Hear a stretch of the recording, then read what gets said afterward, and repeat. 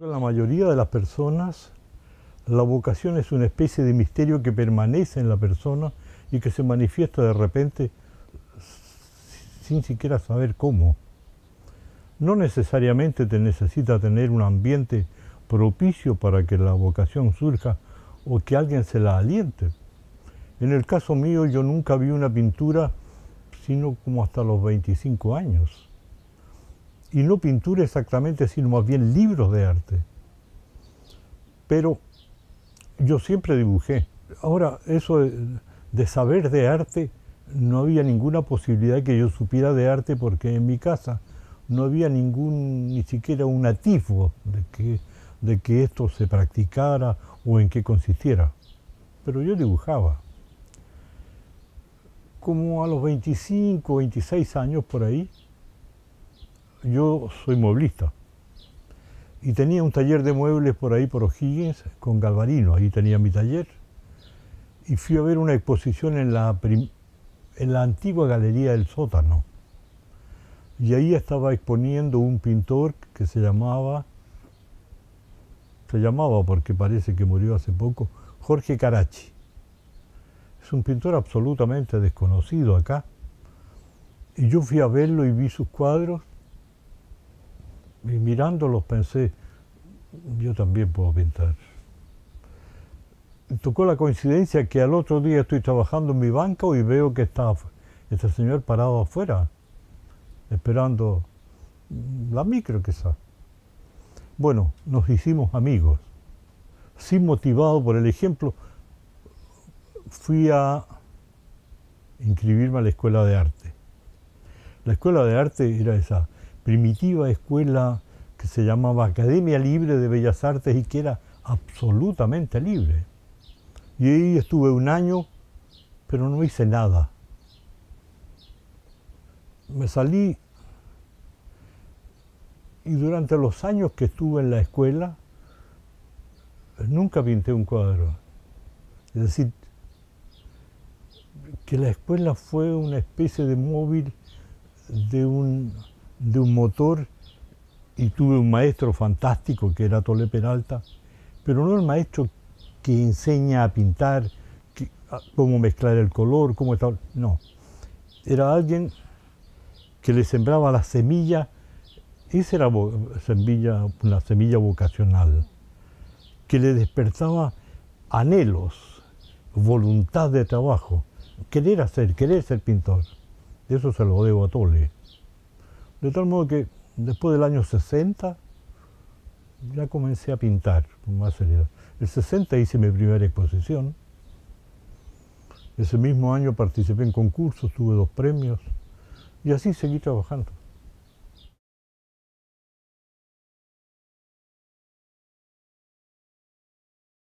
Bueno, yo trabajaba de carpintero, ya tenía una familia, de tal modo que no podía salir al paisaje excepto los fines de semana y con los amigos con quienes habíamos formado un grupo que se llamaba Los Cuatro, vivíamos esa etapa romántica, heroica de la pintura, en que se iba a los campos con la maleta, la tela, el caballete, una cosa absurda, pero maravillosa.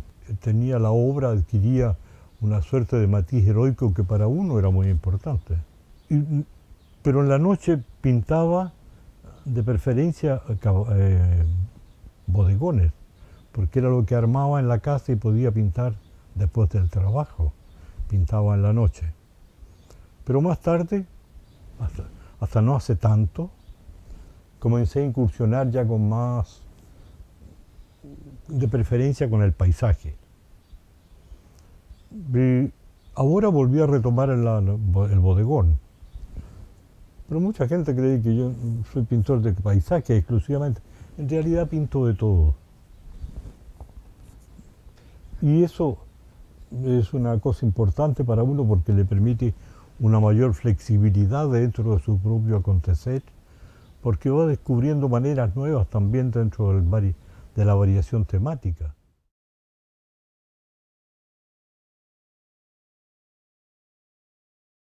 Bueno, yo habitualmente A medida que se me van ocurriendo las cosas las voy anotando en una pequeña libreta, principalmente el bodegón. De tal modo que yo tengo un repertorio de bodegones que voy a hacer en el futuro.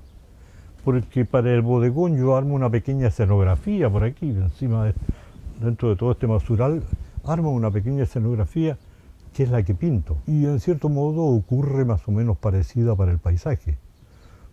Yo a veces salgo en las micros por ahí y voy viendo qué es lo que hay, qué es lo que me es factible pintar.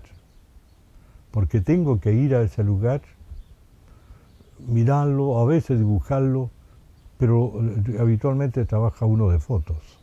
Pero tengo que ir, yo no puedo pintar de una foto de un lugar que no he visto, que no conozco. Curiosamente, de las cosas que uno ve alrededor de uno, los lugares más cercanos, va adquiriendo una dimensión entrañable de ellas.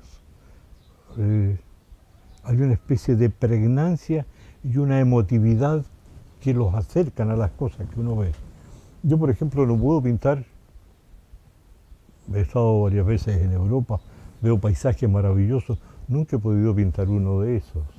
Y entonces uno se exige a sí mismo una infinidad de cosas que uno sabe que no tienen asidero interior.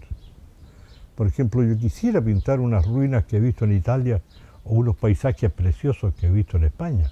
Lo único que tengo por ahí es una sola iglesia que pude pintar, que es una especie de composición que hice, porque pensaba pintar varios cuadros alusivos a pintores y llamarle homenajes.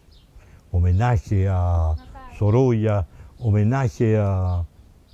Y ese es un homenaje un poco al italiano que pinta iglesias en paisajes solos.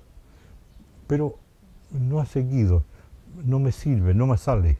No hay una cercanía emocional con esas cosas. Con el paisaje ocurre una cosa muy interesante. Uno pinta el paisaje que sea bonito. Hay paisajes preciosos para mirar. Pero los paisajes para pintar son otros, son esos que establecen un nexo con uno mientras los mira. Entonces, por eso es que recorro estos campos por aquí cercanos, o aquí mismo en Concepción.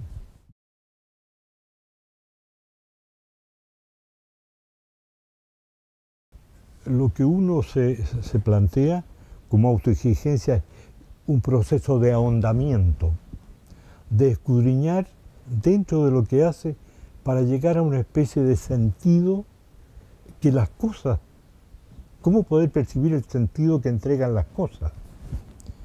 Me explico. Un ramo de flores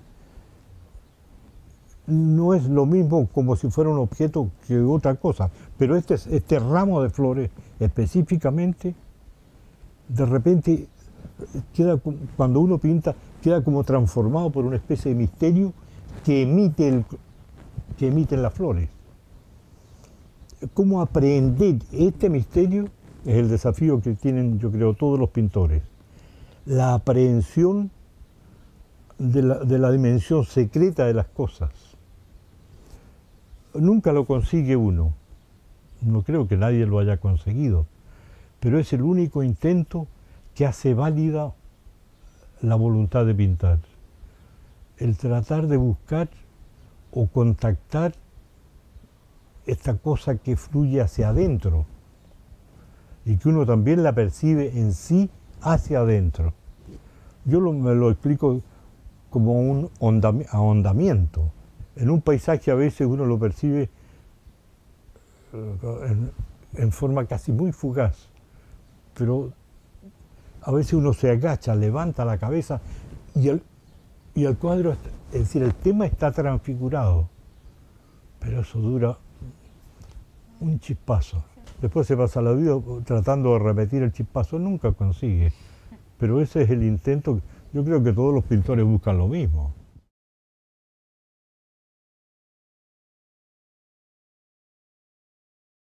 Es que yo creo que esos cambios no son perceptibles para uno. Las cosas nunca están sin relacionarse una con otra. Igual ocurre con los seres humanos. Todos estamos relacionados, los objetos, las cosas, las personas. Cuando uno se prende a un objeto y lo ama tanto como aman los pintores los monos que pintan, yo creo que también establecen un nexo, y que es un nexo de tipo ético con las personas. Porque curiosamente, mientras está pintando, uno no sé por qué extraño misterio, qué cambio sutil ocurre, que se siente como abuenado. La pintura es un camino que acerca a los otros. No se puede estar desprendido de los otros y pintar, porque uno pinta para los otros. Porque un cuadro, si nadie lo contempla, pierde su contenido. Nadie pinta para sí, uno pinta para los otros. Y en este prodigarse en la pintura y en el querer ser un buen pintor, es porque quiere también establecer una relación más honda con nosotros. El otro día, en una entrevista que me hacía, siempre decía el otro día algo así como que la pintura es la única certeza que tengo para escapar al olvido. Y lógico, si yo no tengo nada, no dejo nada, no sé, no es que sea tan importante ser recordado, pero sí dejar una especie de hito. Se dejó la heredad, eso es todo. Eso es.